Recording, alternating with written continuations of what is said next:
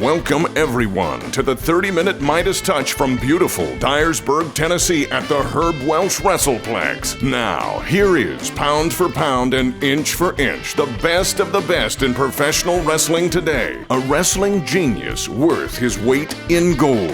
The Golden Boy, Greg Anthony.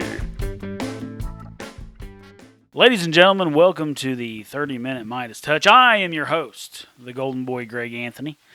And with me, as always, is my co-host, Mad Dog. Oh! Mark Tipton. Mad Dog. I do like that, and I appreciate it. And I'm going to try to temper myself. There's a reason Mad Dog fits in this situation is because you have a very unhappy co-host on your hands for this edition of the 30-minute Midas Touch podcast. And it is because of the subject matter that was going to be discussed.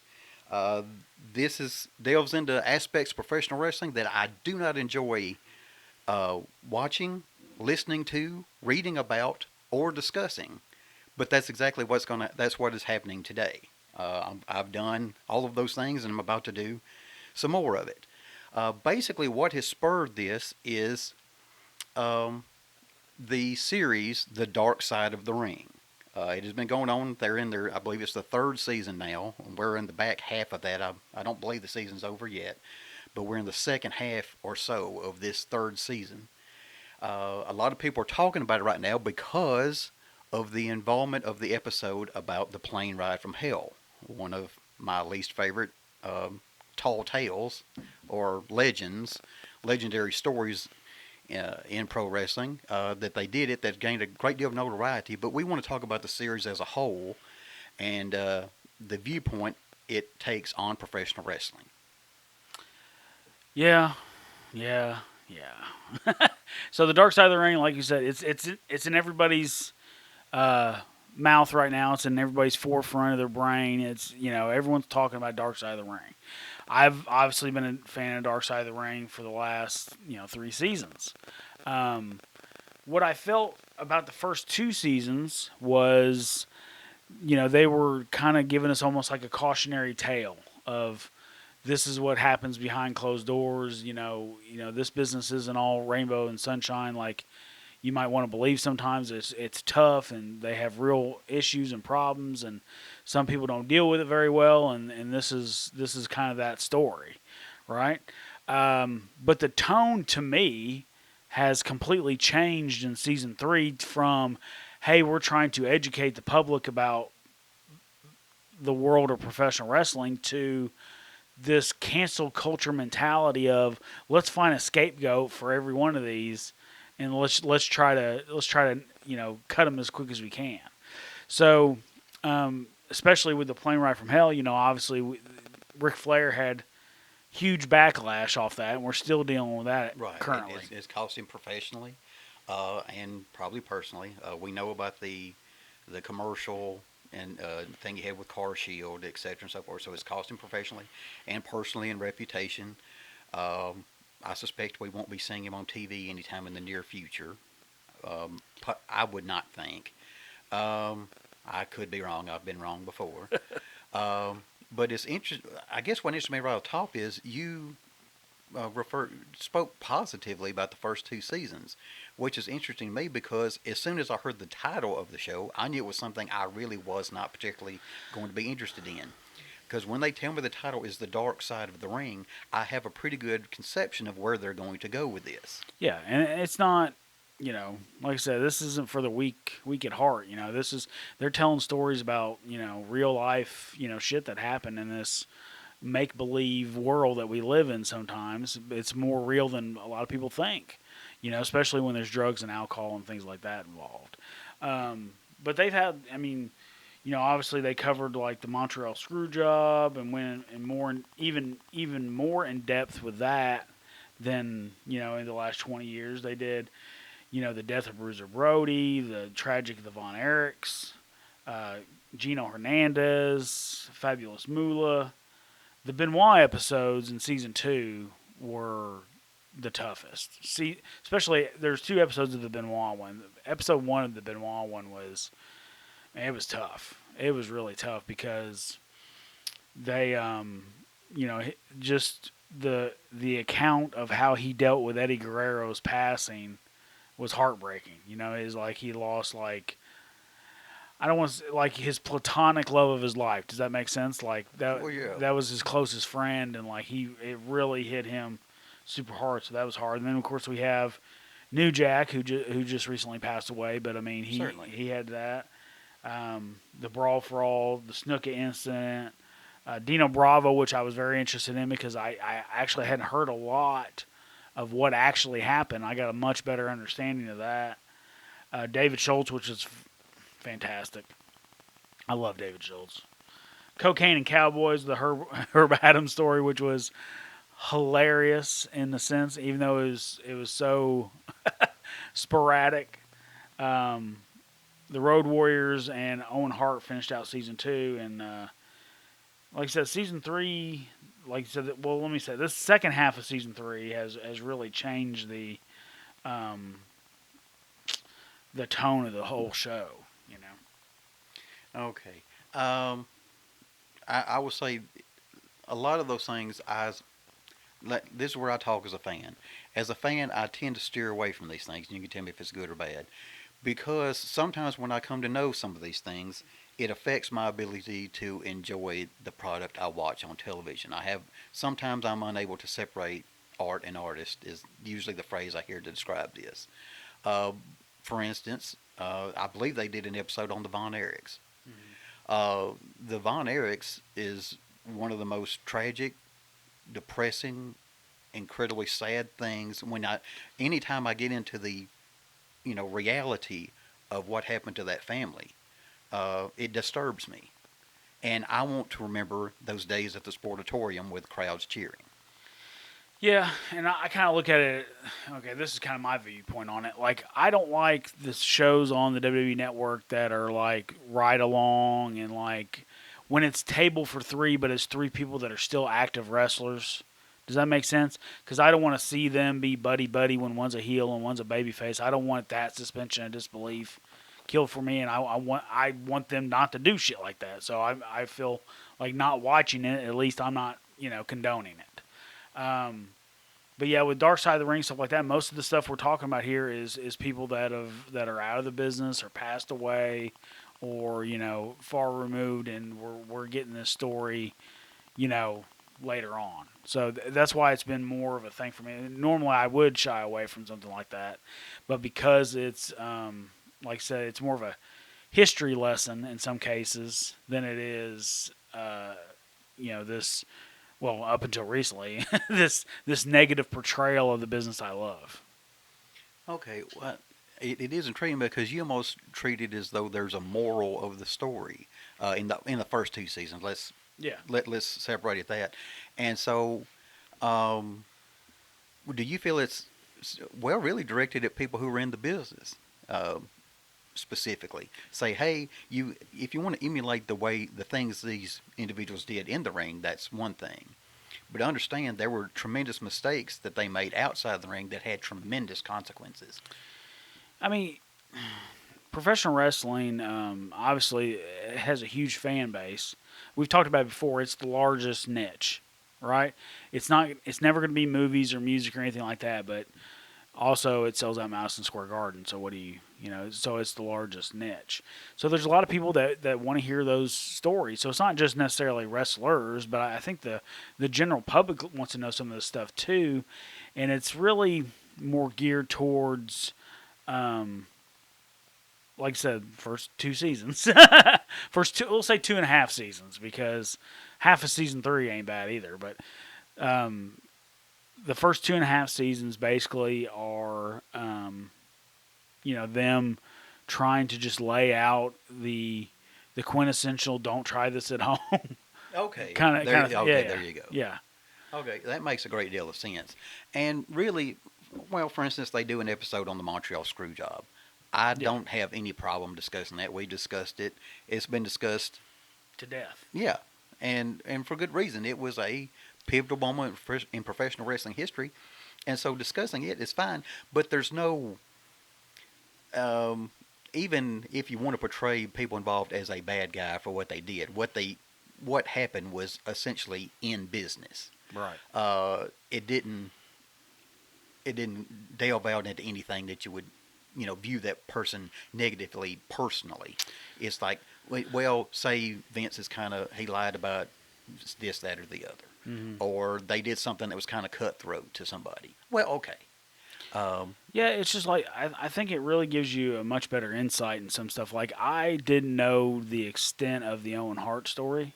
Like I knew obviously there was a technical difficulty that happened, but hearing Martha and hearing Owen's son talk about him and what happened and just the overall process of what was going on.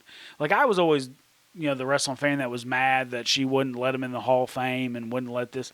But once you hear her side of the story, okay, I understand where you're coming from. You blame WWE, and rightfully so, for the death of your husband, and you don't want them to profit any way, shape, or form from his image or his work. Certainly. And that's completely understandable in the certain case and the circumstances.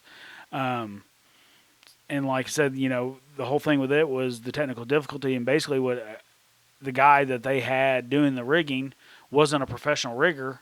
Right. And then he didn't use the proper material to do what they were doing, and like it cost Owen Hart his life. So I mean that's very tragic, but it's one of those, like I said, with a cautionary tale almost. Same thing with the Von Erichs. Like the Von Erichs obviously were riddled with drugs and suicide, Yeah. and but the thing that really helped me with that one was, and it was tough too, but the thing that really helped me, Kevin, said, he's not mad that they're all gone. He's lucky that he had brothers for the time he had them. No one can say that, most people can't say they had 5, 6 brothers, and he can, at least for a short period of time. So he felt lucky for that. And that was a unique perspective on the whole situation to me. All right. Well, I guess that's a count your blessings kind of thing, because they did have a lot of good times and a lot of success and a lot of good things that went on, even though there was more than their fair share of bad that went along with it. Let's get this part of the way. Do you not have any concern that these sorts of shows, even aside from Dark Side of the Ring itself, are quote unquote exposing the business? Yes, and then we walked that fine line here on the show too. Like, Yes. I'm basically we're talking about the things we talk about here on the show because there's a vacuum right now, and it gets filled either way, and it needs to be filled with the truth and how things, in my opinion, actually are. Otherwise, we just have the other side, people we don't agree with, filling the vacuum with their information and the way they view things, and I don't believe that to be correct. So, kind of the same situation with this. Like, yes, would it probably help the business if it wasn't? But at the same time, me as a wrestling historian, I want to know it too. Like, I want to hear these stories as much as the next guy. Just for my own edification. Okay.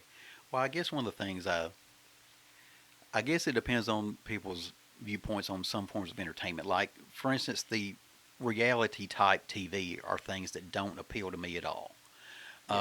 Those are, and I know it appeals to a great many people. It's been very successful and very popular, and I understand all those things. Another example would be Jake the Snake and his family story, his father, his brother and sister, and all those things. Turmoil, to say the least, I suppose, would be fair. Right. I don't know if you want to talk about that in particular, or was that the kind of story or episode that you found appealing in some way?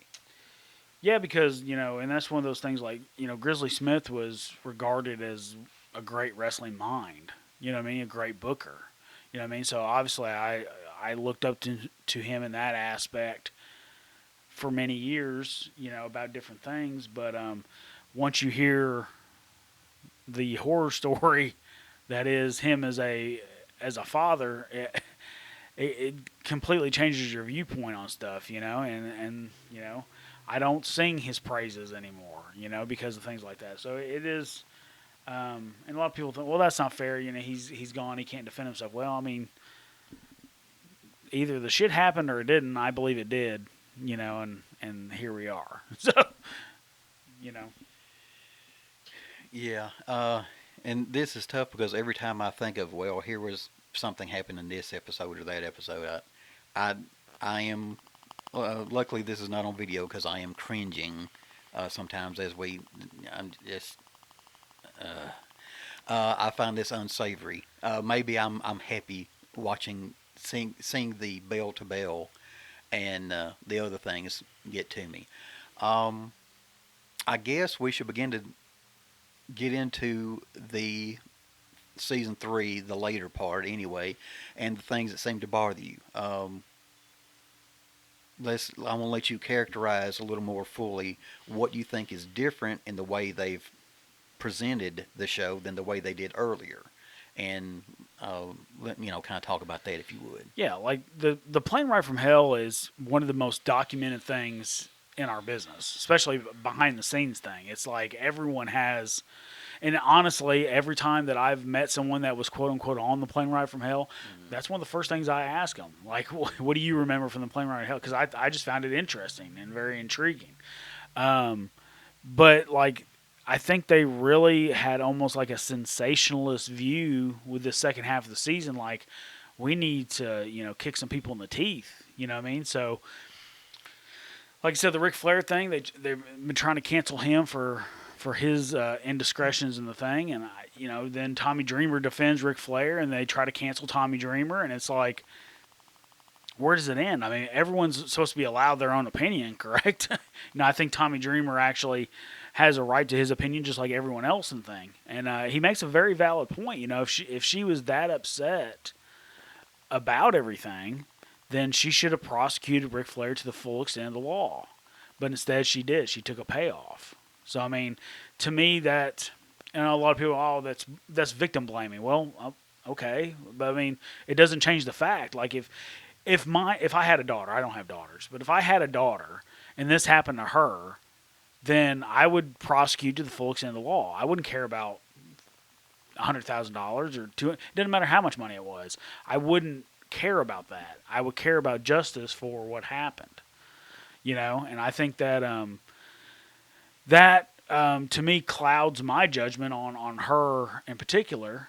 And then I find an article a couple days after I watched the episode. I found an article where she was actually arrested with a group of people for knocking over a jewelry store for $80,000. So it's like, what kind of person are we listening to? You know what I mean? She obviously had a settlement agreement, and here we are 20 years later, and she's still talking about it. Well, what was the settlement for? You know what I mean? I'm sure, I don't know, like you said before, it depends on if they actually signed a what was it? A non-disclosure. A non-disclosure agreement. But I mean, at the same time, though, it's if your job was to get a payoff, you got a payoff. So just, let's move on. But she felt the need, or I guess the Dark Side of the Ring people felt the need to include her and give her that platform. So it is what it is, I guess. Well, they did, and I'll try to play devil's advocate here as easy as we can. Is it because I try to imagine from her point of view, setting aside whatever her behavior outside of that, when you talk about prosecute to the fullest extent of the law, you're talking about evidence. When you pursue a case like hers would have been, it ultimately would have been he said, she said. Ultimately, it's the testimony of her against him, and who would someone believe? Is it reasonable to think that on her part, hey, I've got a husband and she says at this time she had a young child at the time. Do I want to stretch this out in the public nature that this naturally would be? And her character would be an issue when it's he said, she said. Her character is going to be called into question in court. And it's going to be high profile because you're dealing with a high profile individual. Because primarily we're talking about Ric Flair, although I think Scott Hall could have gotten pulled into this also, right, based upon the things that were discussed in the episode. And maybe she decided, hey, the likelihood of winning, the detriment to my relationship with my husband and child, friends and family, the best thing to do is just take this And she did discuss this to some degree in the episode. She mentioned how she hated that that the way it was handled is money is what is, is the way that it's kind of settled or resolved, because it does make you look bad. Would it be reason for me to come at you from that point of view? I mean, you make a valid point, but at the same time, like, I don't think it holds that much water because, like you said, if she didn't want to drag her family through that 20 years ago, then why the hell is she dragging it through it now? You know what I mean? Like, Well, in all honesty, let's say I don't even know that marriage may not still be in she still has a daughter either way. Right, but the daughter would be an adult now, most likely. We're talking about approximately 20 years ago. It'd be less detrimental to the child back then because the child wouldn't know what was going on. Now it's a daughter that has it's her own identity, and now her mom's on there, and she has to go to work, and so to me it would be more detrimental now than it would be. I would. Well, two things. I would think an adult would be far better able to handle those sorts of things than a child who would go to school and then have these things potentially thrown at them as they reach home. I don't think. Yeah, if the child was 4. Well, I'd say I don't know how old the child was. Yeah, but she had said that it was a young child. That was a young child, and she had just came on, and because she was used to getting up on all of them. So it was actually a baby when all that happened. Presumably. Yeah. But she said she was having to get up at all hours of the night. But we're talking about something that would linger on. Yeah. The other thing I would say is that our society is very different now, and this does play a role in the discussion of this subject. Discussing this situation now is viewed by the public at large very differently than it would have been at that time. Yeah, context. People just forget about context completely nowadays. You know what I mean? Like we're trying to cancel, military leaders that were in the Civil War because they fought for the South. You know what I mean? Like, well, what were they supposed to do in that time area? And people, I just don't understand that rationality of, well, they were racist then, and we don't like racism now, so let's cancel them from history. No, we need to know that history. We need to know the mistakes we've made so we cannot repeat them. And that's kind of the same thing what's going on here is like, there was a lot of mistakes made on the plane ride from hell. There was a lot of bad behavior. Mistakes. Okay. Yeah. Many. We can, but, and that's back to the cautionary tale thing. Like, to me, it should be like, hey, we need to get this under control. But instead, it became a finger pointing, well, this guy's to blame. That guy. Same thing happened with the Chris Canyon episode. I just watched it, there was a thing in the like 2005, 2006, somewhere in there, where Cena was on the Howard Stern show, and he was asked about Chris Canyon and his opinion that the WWE fired him because he was homosexual. And Cena basically came out and said, no, he just didn't have the talent to be a long-term guy, basically, is what he said. You know what I mean? And now people are trying to cancel John Cena. Yes, John Cena might do well to do less interviews. I will say the incident in the promotion of Fast and Furious 9, he did himself no favors. He's done something else recently, and I'm trying to remember the details of it, but he's done a couple of things where maybe he needs to stick to, hey, please come watch my movie, hey, come watch my wrestling event, and the opinions he might want to steer away from those things. Well, I mean, just the same thing. Like, I believe he's allowed his own opinion like we all are. Right. He has a much bigger platform to cast than we do. But at the same time, like, either one or two things happened in that scenario. Either one, he truly believed what he was saying, and that was his honest opinion. Possible. Or two, he was just towing the company line. Likely. And, like, he was baby-facing the company, which, once again, what would you expect him to do? You know what I mean? Would you expect him to go, yeah, they fired him because he was homosexual, and, they planned it for 6 months, and just completely, I mean, that's not going to happen. Okay. In the last few minutes, we've kind of got into two things. I like, very quickly, we'll say, we were talking about remembering the era or time in which something takes place and the culture at that time. In legal terms, that's ex post facto. You cannot prosecute someone for a crime, for something that was not a crime at the time it was committed. Right. You cannot have someone engaged in an activity which is later made criminal behavior and then prosecuting for something before that law was passed. Like prosecuting somebody for having alcohol during Prohibition after Prohibition. Yes. Example. That kind of thing, and that's the principle, and that's why we're trying to say that the context does matter. It certainly doesn't necessarily excuse the behavior, but it does keep in context what we're wanting to discuss. Right. The one thing I'm going to come back at about everybody having the right to your opinion. Yes, you do. However, you are whether we're talking about, and we may get into this, whether we're talking about, in particular, the people I'm concerned about, Rob Van Dam and Tommy Dreamer, as a result of this most recent episode, and you were citing John Cena. You are people who make your living in a public job, a public relations job. Part of your job is to encourage the public to come to see your event, come to see your movie, whatever it may be. And by expressing opinions that are, I believe in, at the time you express the opinions, are going to repel people, you're kind of doing something that's counterproductive to your line of work, are you not?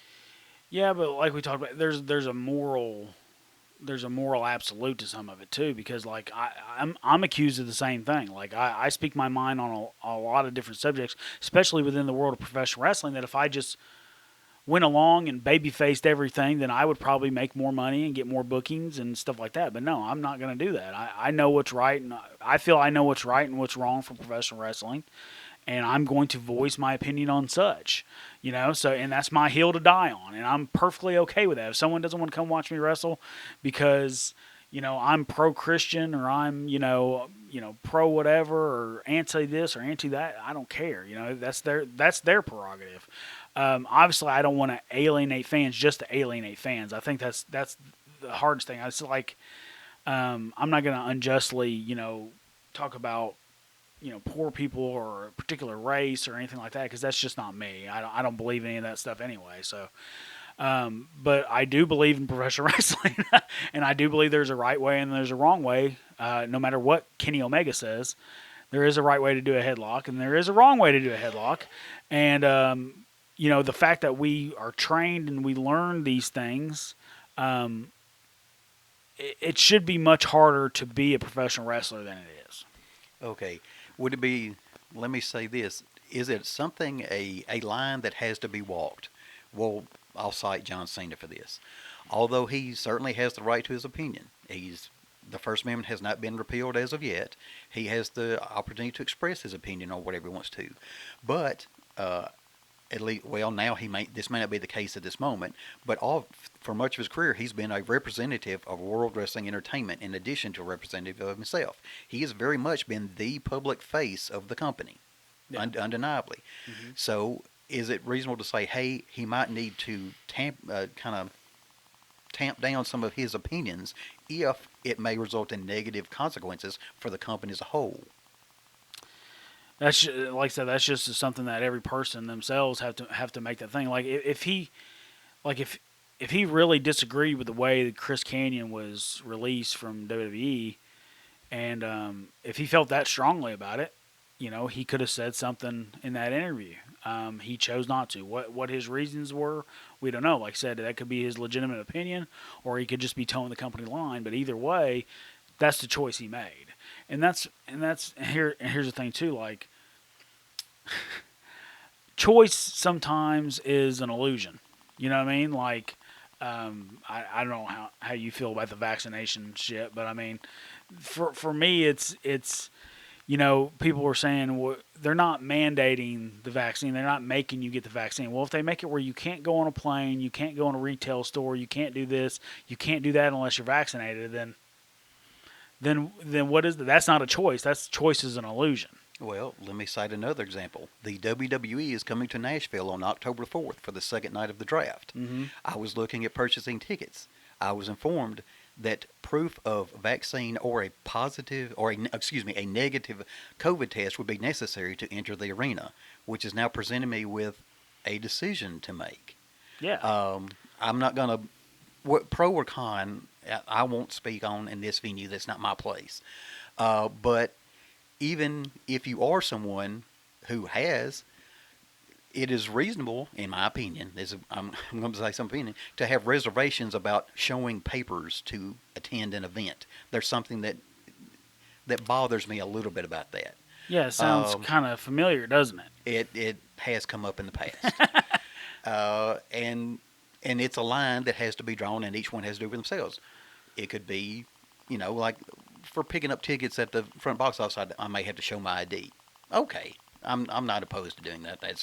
There's reasons. But I have to get a medical procedure to attend an event. Yeah, that's now I will say, in fairness, the reading indicated it was a venue requirement, not necessarily a WWE one. I do not know WWE's stance on this, and I want to make that clear.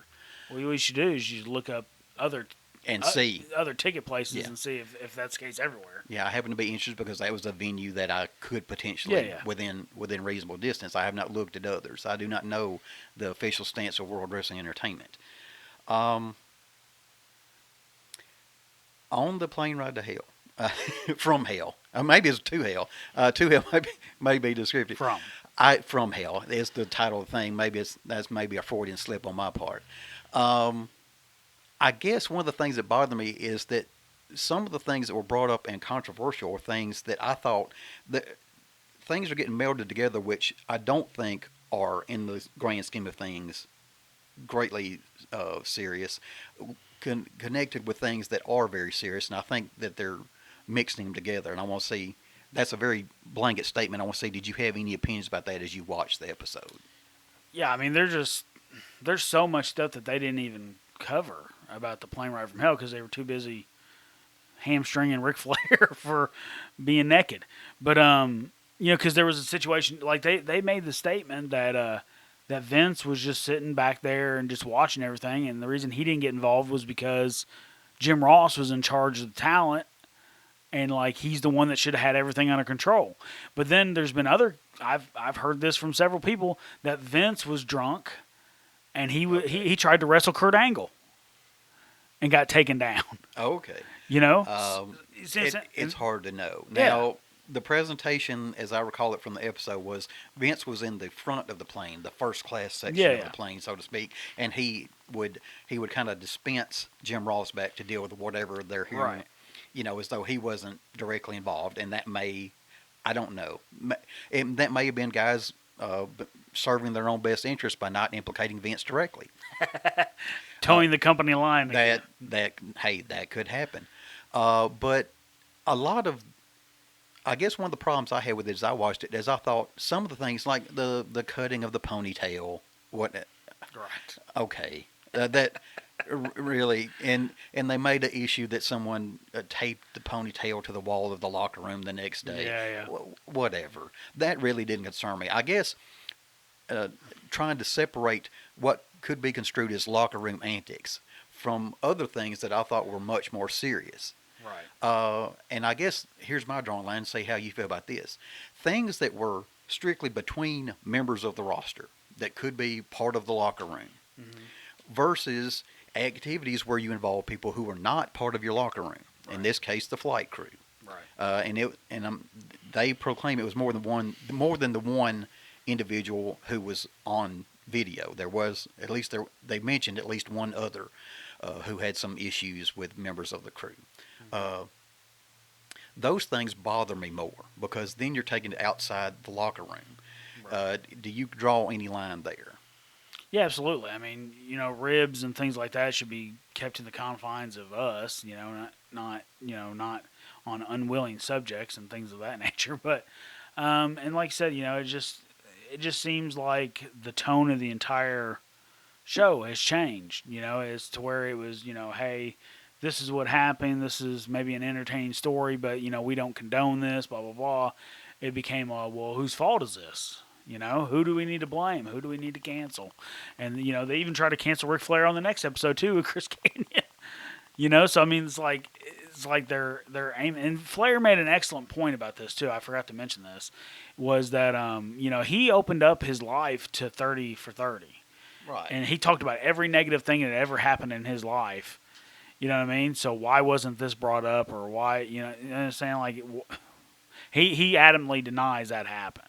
Right. So I guess okay, I don't want to get too detailed, but basically, his little helicopter show that they describe in the episode, doing that within the locker room may be considered that may well that's one thing. yeah, Uh, Doing that in the direction of someone who is not part of the locker room to me is different. Although it is still, quite frankly, Rob Van Dam's comments bothered me to a great deal either because he discussed that he was aware of instances in which drugs were placed in people's drinks to take advantage of people. yeah, And that yeah. There's no gray area there. and that really hasn't got a great deal of mention in what I've seen in response to the episode. But that was one of the things that stuck out to me. You're absolutely right. Like I said, there's not a lot of gray area in that, you know. No. But the thing is too, we have to realize is, you know, I joke around with my uncle. I'm quasi famous here in West Tennessee. You know, I'm not famous, right?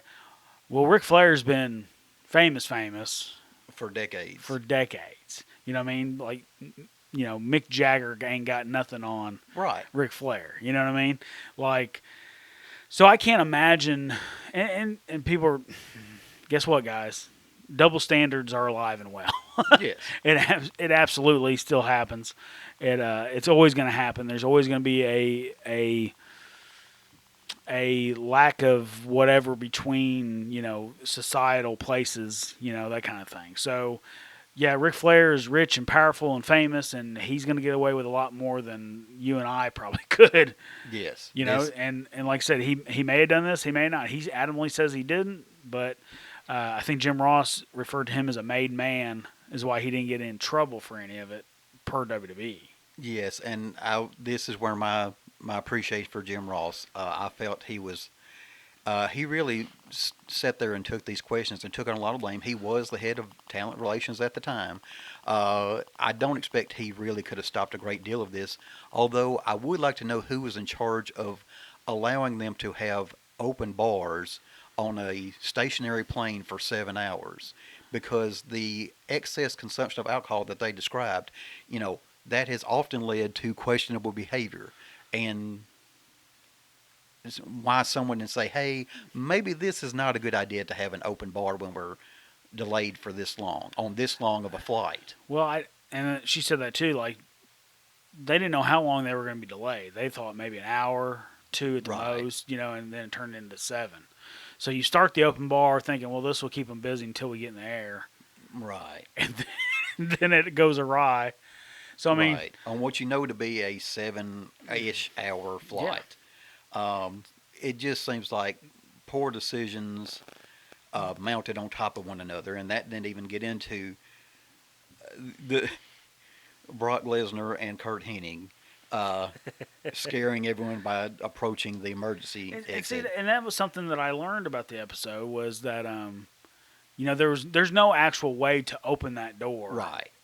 And I always assumed, like, oh, they almost killed everybody. Right. You know what I mean? But, like, they said, no, there's no way to do that. With the only thing I did think, I thought, well, it would seem that just the pressure and whatever would prevent, or maybe it's locked. I don't know. I'm sure it's locked tightly and securely, and there's all those things that I don't understand about airplanes. However, the notion of knowing you're in a pressurized cabin for a reason, anything that might threaten the pressurization of that cabin would be a real problem and concern of mine, and they did break it up as they should.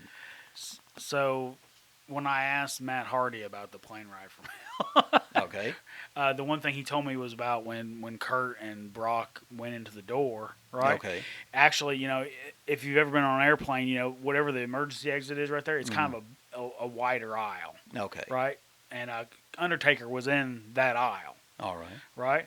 And they hit it really hard, and everyone on the plane reacted, except the Undertaker, and he was right there. He didn't put it over at all. He just stood there stone faced. And that's to the legend of the Undertaker as well. Well, God bless him, and I know we're safely over time here. Oh yeah, we're closing in on 40 minutes now, but either way, Fun episode. Kind of. Okay. I'm glad to have it over. Yeah. Heated as it may be. For myself, the Golden Boy Greg Anthony, and my co-host, Mad Dog, Mark Tipton. Thank you and goodbye.